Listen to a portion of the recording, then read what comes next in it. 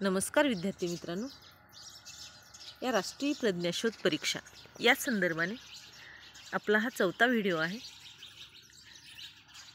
तर विद्यार्थी मित्रांनो, पहिल्या व्हिडिओमध्ये आपण या राष्ट्रीय प्रज्ञाशोध परीक्षेचे महत्त्व आणि स्वरूप थोडक्यामध्ये अभ्यासलेलं आहे। त्यानंतर दुसऱ्या व्हिडिओमध्ये आपण राष्ट्रीय प्रज्ञाशोध परीक्षेचा जो अभ्यासक्रम आहे की नेमका कोणता अभ्यासक्रम या परीक्षेसाठी आहे या संदर्भाने चर्चा केलेली आहे। त्यानंतर तिसऱ्या व्हिडिओमध्ये आपण राष्ट्रीय प्रज्ञाशोध परीक्षेच्या प्रश्नपत्रिकेचं स्वरूप कशा पद्धतीने असते यावरही चर्चा केलेली आहे।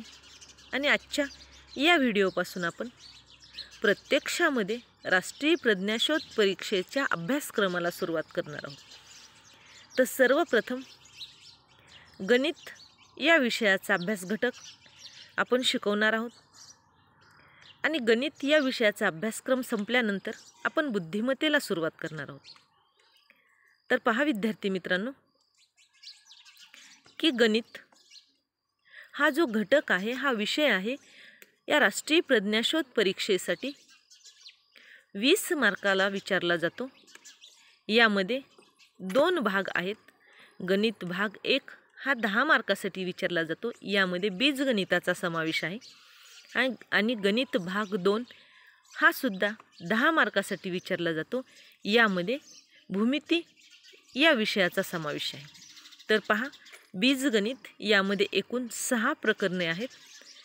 तर या 6 प्रकरणापैकी जो पहिलं प्रकरण आहे 2 चलातील रेषीय समीकरणे, या अगोदर आपण अभ्यासलेले आहे। म्हणजे माझ्या चॅनलवर या 2 चलातील रेषीय समीकरणाचे संपूर्ण अभ्यासक्रमाचा व्हिडिओ आहे। त्यानंतर आज आपण वर्ग समीकरणाला सुरुवात करणार आहोत।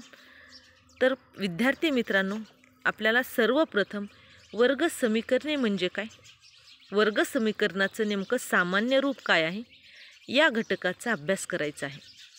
तर पहा विद्यार्थी मित्रांनो, की नेमकं वर्ग समीकरण म्हणजे काय हे पाहूयात आपण। तर विद्यार्थी मित्रांनो, वर्ग समीकरण या प्रकरणामध्ये आपल्याला एकूण 5 घटकांचा अभ्यास करायचा आहे।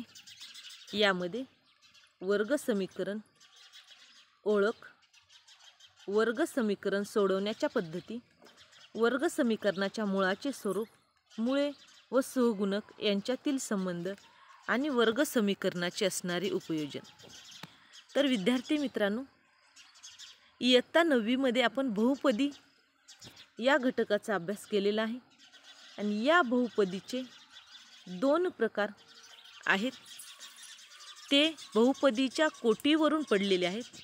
पहा, पहिला प्रकार आहे रेषीय बहुपदी आणि दुसरा प्रकार आहे वर्गीय बहुपदी।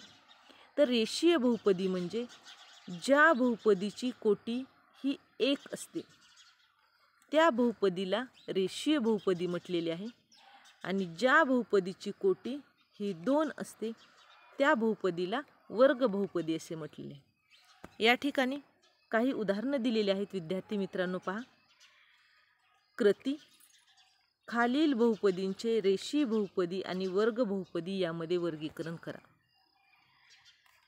तर जे पहिलं उदाहरण आहे पहा, याचा जर आपण अभ्यास केला तर या बहुपदी 2 बहुपदी जे आहेत यामध्ये या बहुपदीची कोटी ही 1 असल्याने ही बहुपदी ही रेषीय बहुपदी आहे।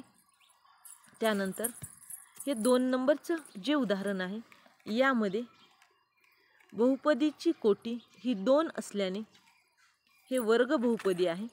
त्यानंतर तिसरं उदाहरण पहा, यामध्ये या बहुपदीची कोटी ही 1 असल्याने ही सुद्धा रेषीय बहुपदी आहे आणि शेवटच्या ज्या 2 बहुपद्या आहेत त्या आहेत वर्ग बहुपदी, कारण यामध्ये बहुपदीची कोटी ही 2 आहे।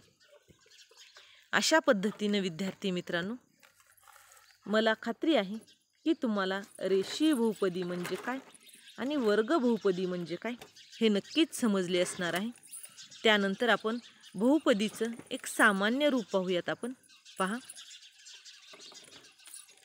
वर्ग समीकरणाचं असणारं सामान्य रूप कशाला म्हटलेलं आहे? Standard form of quadratic equation. तर वर्ग समीकरण म्हणजे काय? सर्वप्रथम पाहूयात की वर्ग समीकरण कशाला म्हटलेले आहे. तर यामध्ये विद्यार्थी मित्रांनो पहा, ज्या एका चलातील समीकरणात सर्व घातांक पूर्ण संख्या असून चलाचा मोठ्यात मोठा घातांक 2 असतो. म्हणजे एखाद्या समीकरणामध्ये एका चलाचा घातांक हा काय असतो? सर्वात मोठा फक्त 2 असतो. ते झाले वर्ग समीकरण. आता हे सामान्य रूप जर तुम्ही पाहितले तर तुम्हाला लक्षात येईल की वर्ग समीकरण कशाला म्हटलेले आहे. पहा, या ठिकाणी या चलाचा सर्वात मोठा घातांक 2 आहे. हे अशा पद्धतीनं सामान्य रूप ax वर्ग bx अधिक c हे वर्ग समीकरणाचं सामान्य रूप आहे. यामध्ये a b c ह्या वास्तव संख्या असतात आणि विशेष बाब म्हणजे a ही शून्यत्तर संख्या असते. म्हणजे जेव्हा a ची किंमत ही 0 असेल त्यावेळेस ते वर्ग समीकरण होणार नाही. म्हणजे a ही शून्यत्तर संख्या आहे, केव्हाही a ची किंमत ही 0 नसली पाहिजे. आता या ठिकाणी पहा, ax वर्ग अधिक bx अधिक c या स्वरूपातील समीकरणाला वर्ग समीकरणाचे सामान्य रूप म्हणतात. या ठिकाणी तक्ता दिलेले आहे, यामध्ये वर्ग समीकरण दिलेले आहेत आणि त्याचे सामान्य रूप लिहायचे आहे. त्यामध्ये a b c च्या किमती लिहायच्या आहेत. तर पहा विद्यार्थी मित्रांनो, जे पहिलं समीकरण आहे, पहिलं समीकरण x वर्ग -4 बरोबर 0. तर यामध्ये फक्त 2 पद दिलेले आहेत, a आणि c पद आहे. तर अशा पद्धतीनं त्याचं सामान्य रूप होतं. पहा, x वर्ग अधिक 0x -4 बरोबर 0.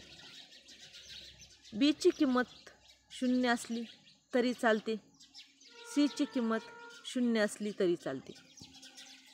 आणि यामध्ये a ची किंमत ही 1 आहे, b ची किंमत ही 0 आहे आणि c ची किंमत ही -4 आहे. अशाच पद्धतीनं दुसरं वर्ग समीकरण पहा, y वर्ग बरोबर 2y -7. तर सामान्य रूप लिहायचं असेल तर पहिल्यांदा आपल्याला y वर्ग लिहावे लागेल. त्यानंतर 2x इकडं गेल्यानंतर -2y होईल आणि -7. तर या ठिकाणी +7 होईल. अशा पद्धतीनं हे वर्ग समीकरणाचं असणारं सामान्य रूप आहे. तर यामध्ये a ची किंमत पहा, a ची किंमत किती आहे? 1. b ची किंमत -2 आणि c ची किंमत ही +7 आहे. अशा पद्धतीनं y वर्ग बरोबर 2y -7 या समीकरणाचं असणारं सामान्य रूप आहे. त्यानंतर तिसरं समीकरण पहा, x वर्ग अधिक 2x बरोबर 0. तर याचं सामान्य रूप असं होणार आहे, x वर्ग अधिक 2x अधिक 0 बरोबर 0. म्हणजे a ची किंमत ही 1 आहे, b ची किंमत ही 2 आहे आणि c ची किंमत ही 0 आहे. अशा पद्धतीनं हे झालं या समीकरणाचं असणारं सामान्य रूप. तर पहा विद्यार्थी मित्रांनो, इथे काही उदाहरणं दिलेली आहेत, ही आपल्याला सोडवायची आहेत. खालीलपैकी कोणती समीकरणे वर्ग समीकरणे आहेत ते ठरवा. तर सर्वप्रथम आपण वर्ग समीकरणाची व्याख्या पाहितलेली आहे. वर्ग समीकरणाची व्याख्या म्हणजे चलाचा सर्वात मोठा घातांक 2 असेल तरच ते वर्ग समीकरण आहे. पहिलं उदाहरण पहा, यामध्ये 3x म्हणजे x या चलाचा सर्वात मोठा घातांक किती आहे? 2. या चलाचा 1 आहे, याचा 2 आहे, म्हणजे हे वर्ग समीकरण आहे. त्यानंतर दुसरं पण वर्ग समीकरण आहे, कारण की y या चलाचा सर्वात मोठा घातांक 2 आहे. त्यानंतर तिसरं उदाहरण पहा, यामध्ये m चा घातांक हा 3 आहे, म्हणजेच हे वर्ग समीकरण नाही.